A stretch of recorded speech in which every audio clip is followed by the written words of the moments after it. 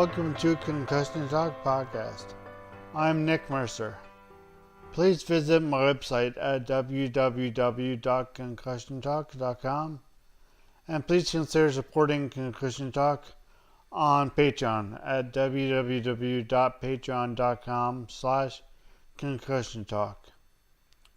This podcast is sponsored by Premier Athletic Therapy and Sports Medicine. You can visit them online at premierathletictherapy.com. If you're in St. John's, you can book an appointment for athletic therapy, kinesiology, or massage online. I'm on with Matt Debicki now, and Matt is going to tell us about his titles and introduce the Able Sail program and a nonprofit. And so, Matt, all your titles and what Able Sail is, basically. Able Sail Newfoundland is. Newfoundland and Labrador. So you've left me a loaded question already there, Nick. Yes, I know I have. Because all my titles, I wear about 7 different hats that have to do with boating in Newfoundland. But we'll just talk about the 2 that most pertain to this. Most importantly, I'm the president and founder of Able Sail NL, which is a nonprofit that aims to help break down barriers that are perceived or exist for people with disabilities to go sailing, and at the same time to do any kind of ancillary functions that will help to make us reach that goal. And the other hat I wear in this domain is that I'm the manager of the Royal Newfoundland Yacht Club Sailing School.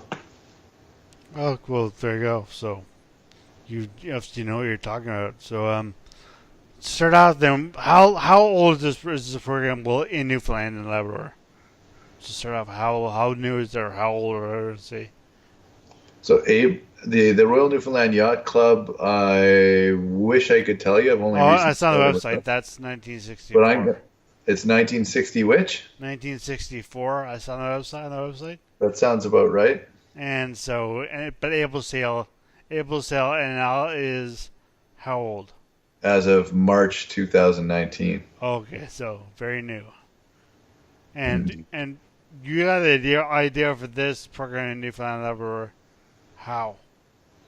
Well, so I've got a background of working with people with disabilities. I mean, I paid for my university by being a live-in care worker for clients with cerebral palsy. Even before then, I had a neighbor who used a wheelchair and at 14 wanted to play wheelchair basketball. So his dad hired me to drive him to wheelchair basketball. As soon as I found out how great a sport it was, I joined in. So I played wheelchair basketball in Manitoba for a couple of years. And then later in life, I kind of gravitated back to it by seeing an accessible sailboat that was sitting in port in the UK when I was working as a professional sailor. Went and visited it and ended up getting hired aboard. Did about 6 months on the boat, traveling around a little bit with the boat and getting it ready for an Around Britain challenge that the owner, who's a quadriplegic, had set himself. And then at one point I went and took a break while the boat was sitting on dry dock and getting a bunch of refit work. Came back to it later, got hired as the captain of the boat once it was created as a charity. So all in all, I worked about 3.5 years for that boat, and might even still be working there today if the wings that it had instead of sails hadn't fallen off entering the Thames estuary. Okay, so can I ask you about that? Yeah, sure. So the neat thing about this boat was that it was a trimaran, which means it has 3 hulls connected by one main deck, which meant for a sailboat it would keep almost flat in no matter the seas. And it had these big fixed wings, which you're starting to see on America's Cup boats now. And these wings were instead of sails, which meant that whoever was controlling the boat needed to use a joystick to control it. So instantly, this was a seamless integration between whether or not you had an able body, or if you had difficulty with movement, or even if you were to use a sip and puff control system, you could control the boat in almost the same manner as anybody else. So it's computerized or very mechanical? Yeah, it was the idea was eventually to have a computer that could control everything, but the truth was the control system was very much um, manually done by running switches or joysticks to move the wings and stuff. They had never become automated. Wow, geez, I'm learning all this. This is fascinating stuff. But we'll actually get to you because I mean I don't know if many people listening know exactly where Newfoundland is. Newfoundland and Labrador is the province, but Newfoundland is the island itself, and St. John's is on on the east coast of the island. Just for giving people an idea where I am. But so how did Newfoundland people from Newfoundland may be surprised here that you are not from a seafaring city or town, or I mean, you're you're not exactly from the coast, let's say. So, where are you from, and how did you get involved in sailing? So I'm from Winnipeg, which is in the middle of the Canadian prairies, and I feel like that might have been the start of a love for the sea. Was that those long, sloped, rolling, gently plains look a lot like the ocean, really. Yeah. But in fact, I grew up sailing. My first sailing regatta was at 4 months old on Lake of the Woods, which is a big lake with 10,000 islands and 65,000 miles of shoreline, just out of Winnipeg. So I grew up sailing there my whole life, and then bumped into boats going across the Atlantic and jumped on them. And then from there, just moved my way up the sailing world. And what does that mean, moving out the sailing world? You were a professional captain or sailor, you said? Yeah, I was a captain of private sailing yachts. So I like to say I worked for the richer than famous. So the people that I worked for, you would never hear about, but they definitely were worth a lot more money than any of the A-list celebrities we see, other than maybe Oprah. Yeah. Okay. So you're in the Mediterranean, right? So we would often do Mediterranean in the summer, and then Caribbean in the winter was a lot of my gigs. I've also gone way up high up to Norway, all the way through the Greek islands, through the Panama Canal and the entire Pacific. So yeah. So you have extensive sailing experience, obviously. So that brings us back to this Able Sail program here in Newfoundland and Labrador. In tell people where exactly it is. It's at the Royal Newfoundland. Sorry, go ahead. So Able Sail NL, the idea is to promote accessible sailing anywhere in Newfoundland and Labrador. And at present, the low-hanging fruit was the Royal Newfoundland Yacht Club. We're really keen to host an accessible sailing program, and are the only sailing school in the province. They also happen to have a sailing school building that had accessible bathrooms and a somewhat accessible club and facility. So it was a very easy, low-hanging fruit in the matter that we needed to build a couple of ramps, install some lift systems, and we were already up and running out of the Royal Newfoundland Yacht Club. The hope would be to move to, Holyrood, Lewisport, etc., and spread the Able Sail NL kind of banner throughout. The way Able Sail works is Able Sail doesn't operate any sailing programs. Someone who wants to operate a program would hopefully approach us and say, hey, we want to do accessible sailing here. And we would then say, how can we help? We would use our nonprofit status, which by fall we hope to become a national charity, to be able to help with them applying for grants and fundraising activities, and then use the knowledge base that we as a nonprofit have developed, and including a lot of the knowledge that I've gained in the past, and then we would help that club provide accessible sailing. So, for example, last weekend, Able Sail NL used some of the funds that it's applied for through grants to fly in instructors from Halifax that train a Sail Canada developed module on parasailing, so sailing for people with disabilities. Wow, geez, wow, yeah, bigger than I thought. So that's very impressive. So what was the next? Yeah, so you said you've been you've created a market of this year, so just was that just 3 months ago, or not even 3 months ago? But how long have you actually been sailing with people able to sail up? How long have participants been involved? Past like month or 2 months or?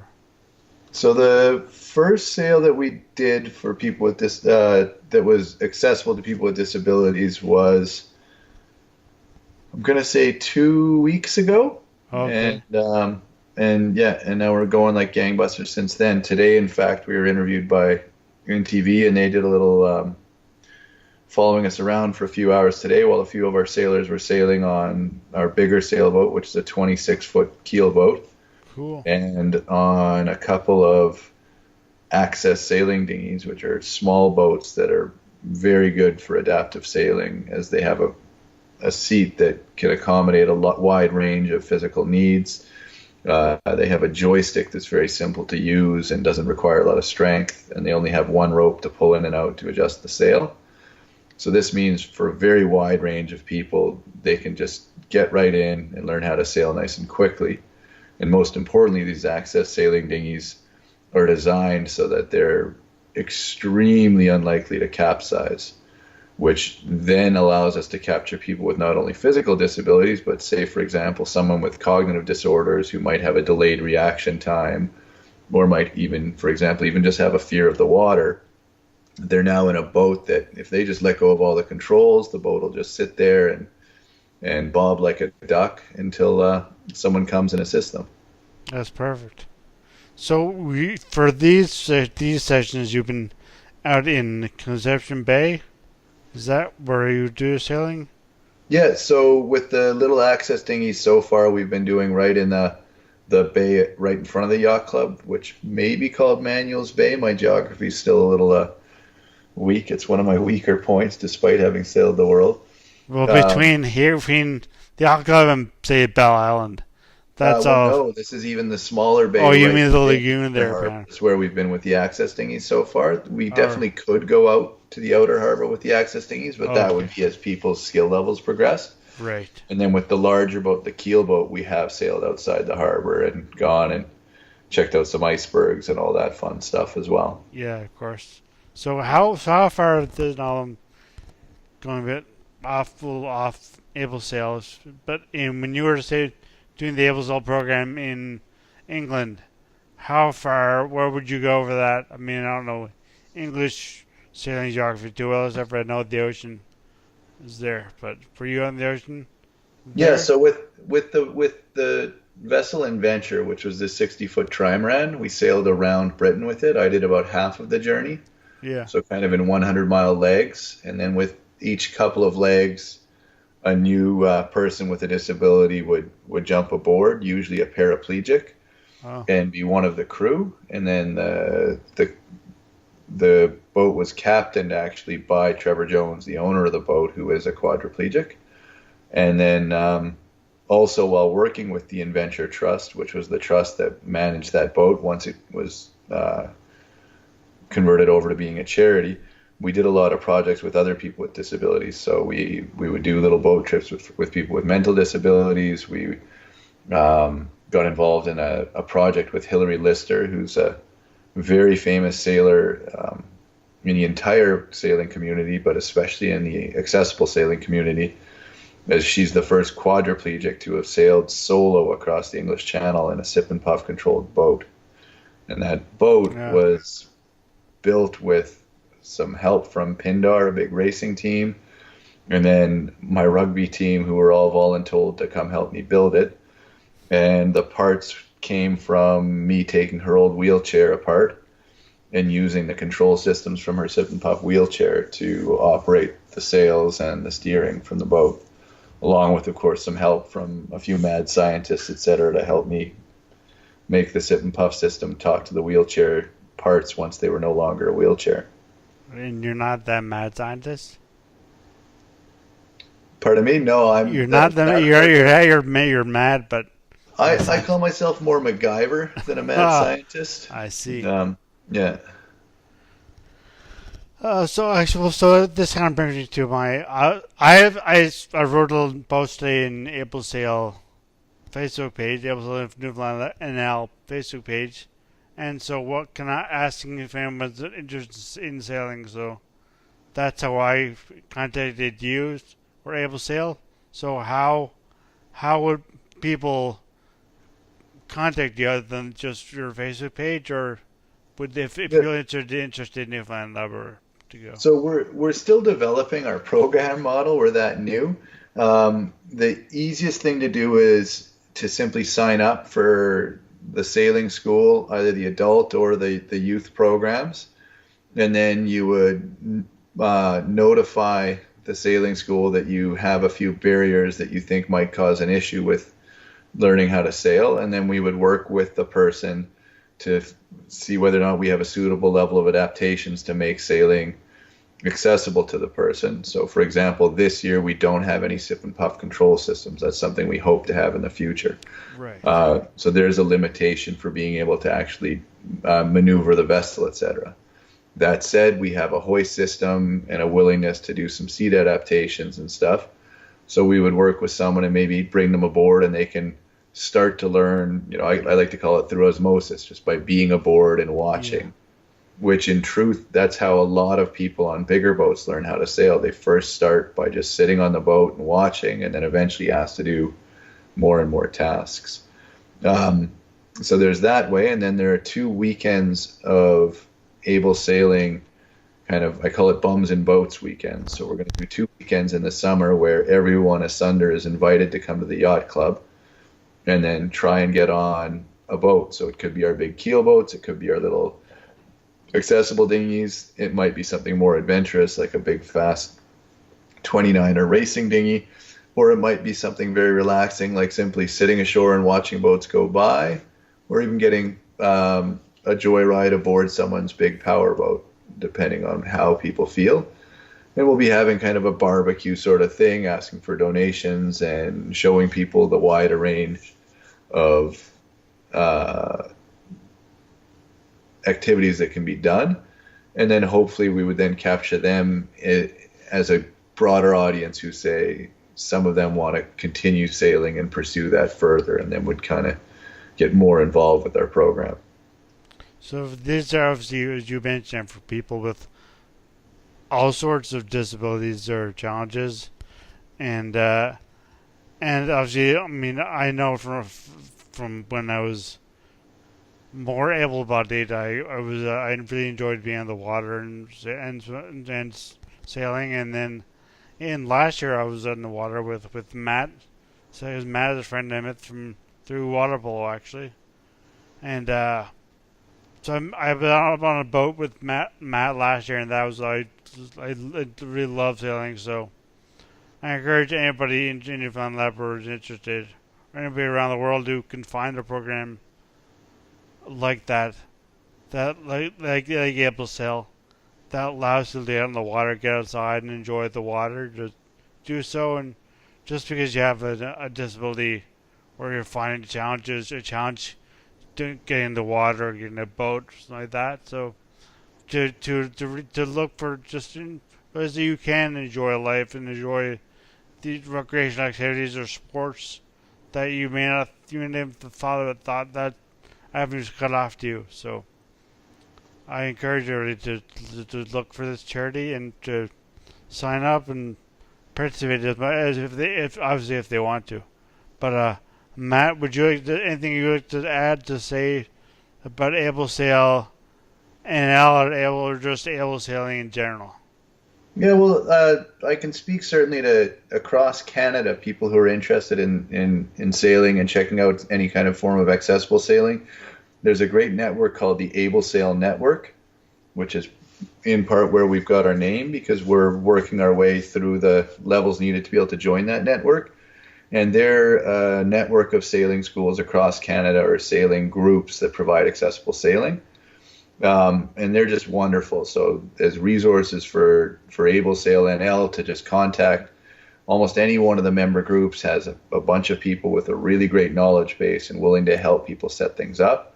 But also they're there in all the different provinces to provide accessible sailing to people. And then a big one to look for is every year there's a cup called the Mobility Cup, of which we have a goal of hosting by 2025, which is a very tight goal for us. But we think with enough work and support from the larger sailing community and people that are interested in playing with us, we think it's something we could host here, which is this wonderful, massive regatta with these specialized boats called Martin 16s, which are actually built here in Canada now. And they're a boat that is exceptionally adaptable, super fun to sail for anybody at all, and readily takes things like a sip and puff control module that's designed specifically for it, and also has a very proven safe track record with a big heavy bulb of a keel at the bottom so it can't flip over, and a very high quality of build. I should have actually should kind of explain this before the much earlier, but I know what you mean. But sip and puff controller is, can you explain what that is?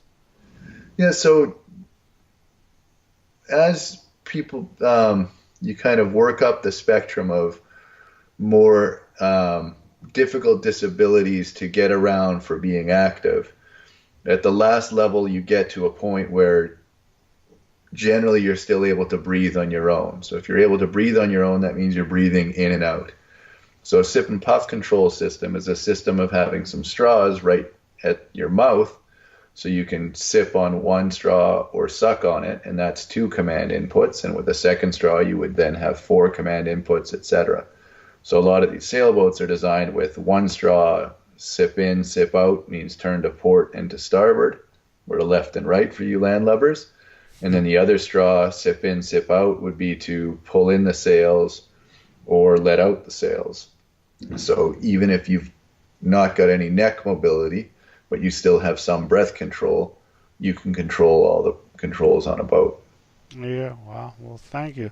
Thanks. And actually, I'm going to end on a question I didn't even mention to you that I was going to ask you, but I wouldn't doubt you'll have some stories, but through all your years sailing, any able sailing, or just mainly you're sailing in the Mediterranean or sailing in the lakes around Winnipeg. Have you? Because if everyone's been near a boat, they've seen the boom swing across, and that can wreak a lot of havoc. And obviously, this is the first thing I think of when I think of sailing or concussion. So, have you ever? Do you know anybody? Have you ever had any experience with that boom or any reason why someone to have a concussion on a boat or a brain injury on a boat? Yeah, I don't think there's anybody in sailing that's done a significant amount of hours at sea that hasn't seen a concussion occur, either from the boom, which is part of the control system for the mainsail on the boat, flying across and cracking someone's head, to even when a boat runs aground and people flying forward and hitting their head against a bulkhead of the boat or even the floor. So absolutely, I've unfortunately been witness to many a concussion in my life. Yeah. Most of which weren't from unsafe practice. It's just I've got hundreds of thousands of miles at sea, so I've seen a lot. But definitely, we've dealt with a lot of people with concussions, from members of my family to myself to people far aflung. Fortunately, I've never been witness to anything that has been life-threatening, but I've definitely seen some injuries that, if they were recurred often, I would imagine could cause a lot of potential for CTE, for example. And when did, again, this is an extra question, but when did you have your concussion? When do you think you're... Yeah, which one is more a question? Most of my concussions from sailing would have been when I was much younger and as a kid learning to sail and out, and they would have been, I believe, classed as minor concussions. So from a small boom on a very small boat where, the concussion in my mind would be that I got hit hard enough that I had a bit of aura in it for, a number of minutes. I had a headache afterward, but no memory loss and no blackout period or dizziness or vomiting. Um, so yeah, I believe that's a minor concussion, but I would leave that up to people like yourself who are more experienced in knowing what levels are what. There's not levels of concussion. It's true about your anyway. I took a course this year from the University of Calgary and University of Val. Did a great free concussion course. So although you can't do access it now, but it was an excellent course and gave all sorts of tips about, not tips really, advice and stuff, things to study, resources about recovery periods and how long to take and when it's safe to return to sport, to return to learning, return to work. So I encourage anybody to search that stuff for themselves. And also, I was going to mention that I'm searching information for this podcast. I found that Sail Canada. So I'm not sure about in other countries, but I know in Canada, Sail Canada has its own concussion protocol, as does Ontario Sailing Association, the Ontario Sailing Association, and I'm not sure who else, but I know that Sail Canada has an overarching protocol. So hopefully that's something that people will see. So when things happen like as just Matt just described, when all those inevitable concussions and head hits occur, that you'll know what to do and when for you personally it's safe to return to activity and safe to or just present to really just rest and just take some time off. So I think it's important to everybody heed advice such as that. But I'd like to thank Matt. Unless did you have anything else to add about concussions and sailing or? No, I'd like to thank you very much for this opportunity to have a little chat with you here and learn a little bit more. And I look forward to actually now downloading a whole bunch of these Concussion Talk podcasts and throwing them in my player, and I'll listen to them while I'm doing winch maintenance. Well, thanks. I look forward to getting on the water myself this summer. So thank you so much, Matt.